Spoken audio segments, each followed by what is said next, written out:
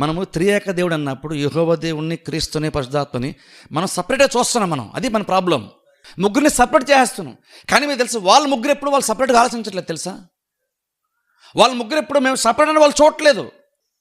అందుకనే చూడండి, ఈవెన్ మనం చూస్తే ఆదికాండం 1వ అధ్యాయం తీయాల్సిన పర్లేదు, మనందరికీ కూడా తెలుసు.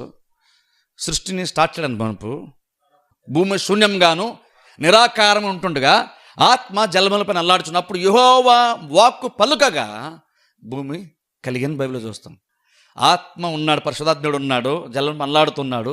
యెహోవా వాక్కు యెహోవా దేవుడు ఉన్నాడు, వాక్కుగా క్రీస్తున్నాడు. ముగ్గురు కలిసినప్పుడు సృష్టి జరిగింది. సృష్టి ఆరంభం వరకు మునిపే ముగ్గురు ఉన్నారు. మనం త్రిత్వం అంటున్నది క్రీస్తు భూమి మీదకి వచ్చిన తర్వాత స్టార్ట్ అయింది అనుకుంటామేమో. అప్పుడు స్టార్ట్ అయింది కాదు. పరలోకంలో ఆల్రెడీ నువ్వు దేవునిగా అర్థం చేసుకోక మునిపే, దేవుడు సృష్టికర్త నువ్వు అర్థం చేసుకోక మునిపే త్రియేక దేవునిగానే పరలోకంలో వాళ్ళు యాక్చువల్గా ఉన్నారు.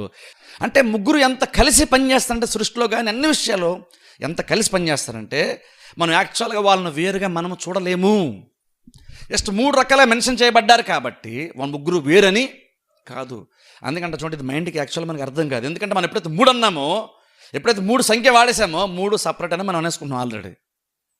అది ప్రపంచంలో జనరల్గా సపరేట్ ఏమో, కానీ త్రిత్వం విషయానికి వస్తారు కదా, సపరేటు కాదు. ముగ్గురు కలిసి పనిచేస్తారు.